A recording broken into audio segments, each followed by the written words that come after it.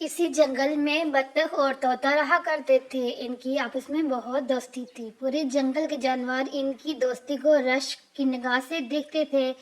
اسی جنگل میں ایک کوا بھی رہا کرتا تھا۔ اس کا کوئی دوست نہیں تھا، لہٰذا وہ ان کا دوست بننا چاہتا تھا۔ ایک دن وہ تالاب کے پاس سے گزر رہا تھا تو تالاب میں سے بھی بطخ نے اسے بلایا۔ جب وہ اس کے پاس گیا تو وہ بہت پریشانی سے بولی کہ میرے دوست کا کچھ اتا پتہ نہیں، وہ 3 دن سے میرے پاس نہیں آیا۔ پھر اس نے کوے کو طوطے کی کچھ نشانیاں بتائی اور طوطے کے گھر کا پتہ بتایا۔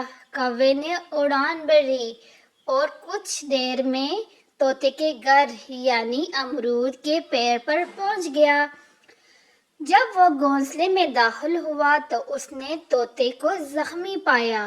طوطے نے بتایا کہ جب وہ کھانا لے کر گھر واپس آ رہا تھا تو ایک چیل نے اسے بری طرح حملہ کر کے زخمی کر دیا اور وہ بڑی مشکل سے جان بچا کر آیا۔ کوے نے اس کے زخم صاف کیے، امرود کے پیڑ سے امرود توڑ کر لایا اور اسے کھانے کو دیے اور خود بھی بطخ کے پاس گیا اور اس کو ساری رواداد سنا دی۔